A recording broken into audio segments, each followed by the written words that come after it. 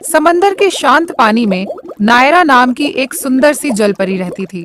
नायरा दिखने में तो बेहद सुंदर थी, लेकिन उसे अपनी खूबसूरती पर बड़ा घमंड था।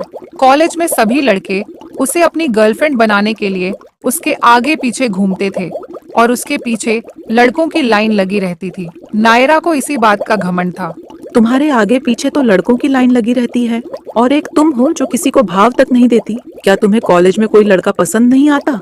मैं ऐसे वैसे किसी भी लड़के को भाव नहीं देने वाली। जब तक मुझे कोई हैंडसम, स्मार्ट और इंटेलिजेंट लड़का न मिल जाए, तब तक मैं किसी को भाव नहीं दूंगी। देखना, मेरा बॉयफ्रेंड तो पूरे कॉलेज का सबसे हैंडसम लड़का होगा। नायरा अपनी सहेलियों से बात कर ही रही होती है, तभी वहाँ एक लड़का जो दिखने में सांवला था नायरा के पास गुलाब लेकर आता है और उससे कहता है, सुनिए नायरा जी, मुझे आपसे कुछ जरूरी बात करनी है। क्या आपके पास 2 मिनट का समय होगा मेरी बात सुनने के लिए? तू क्या बोलेगा, काले कलूटे? तूने हाथ में ये जो सड़ा सा गुलाब पकड़ा हुआ है, यही तुम्हारे मन की बात मुझे बता रहा है। जल्दी यहाँ से चला जा, वरना चाटा मार मार कर तेरा मुंह काले से लाल कर दूंगी। नायरा जी, आप मुझे गलत समझ रही हो। वो क्या है ना कि आज फ्रेंडशिप डे है, तो मैंने सोचा ये गुलाब आपके लिए लेता जाऊं। अंकित के इतना कहने पर नायरा को बहुत गुस्सा आता है और वो अंकित के गाल पर एक जोरदार चाटा लगा देती है।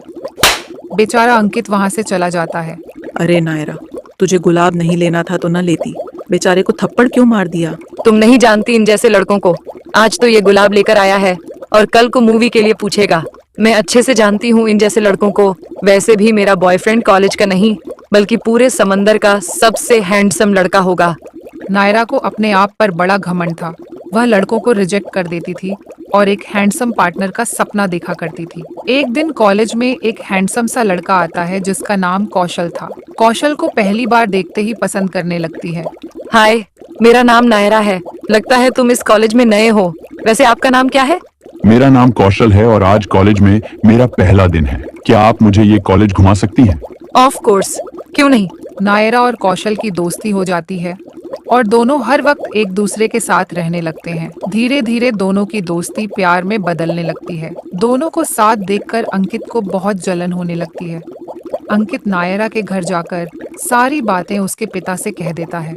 नायरा के कॉलेज से घर वापस आने पर उसके पिता उस पर बरस पड़ते हैं। नायरा, मैंने तुम्हें कॉलेज पढ़ने के लिए भेजा था, न कि इश्क लड़ाने के लिए। आज के बाद तुम उस लड़के से नहीं मिलोगी। कल से तुम्हारा कॉलेज जाना बंद। कौशल तो मेरा बहुत अच्छा दोस्त है पापा। वो बहुत अच्छा लड़का है।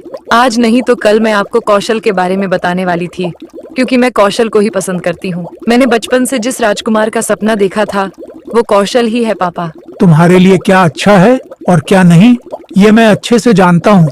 और तुम कल से घर पर ही रहोगी। मैं जल्द ही तुम्हारी शादी के लिए लड़का ढूंढना शुरू करता हूँ।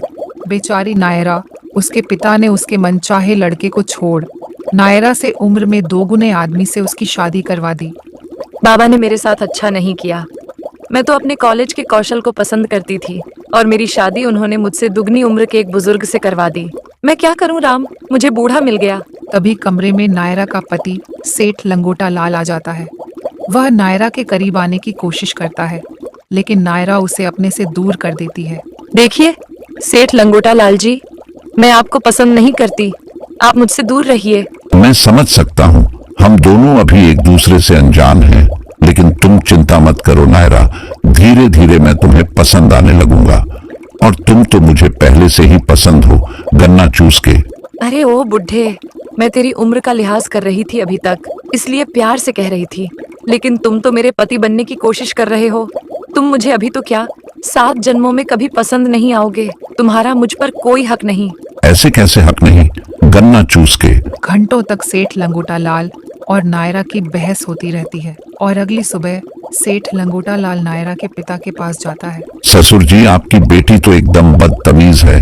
क्या सिखाकर भेजा था आपने उसे? पूरी रात उसने मुझे बहुत बुरा भला कहा।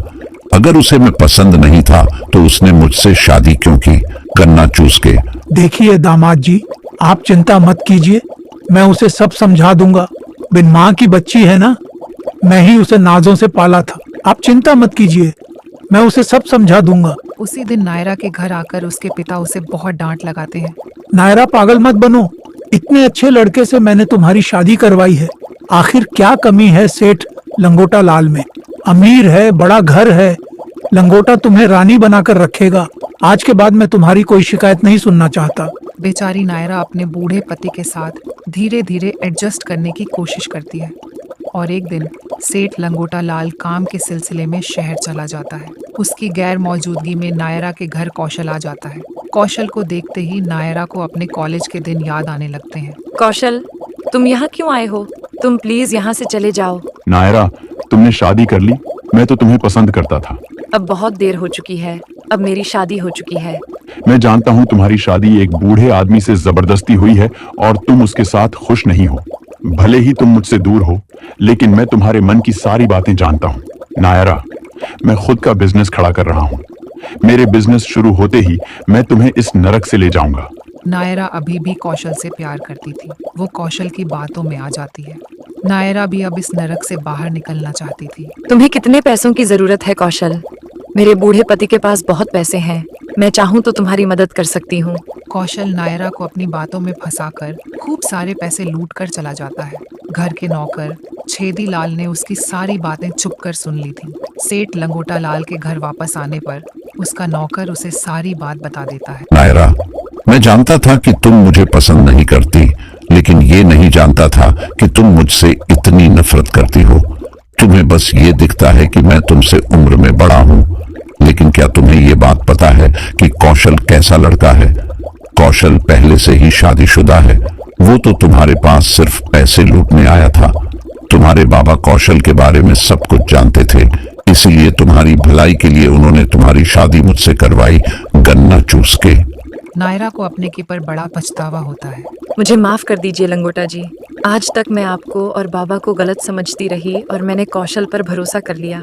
आप प्लीज मुझे माफ कर दीजिए। सेठ लंगोटा लाल नायरा को माफ कर देता है और दोनों खुशी खुशी रहने लगते हैं। धीरे धीरे नायरा को उसका बूढ़ा पति ही अच्छा लगने लगता है। भला है बुरा है जैसा भी है, मेरा पति मेरा देवता है।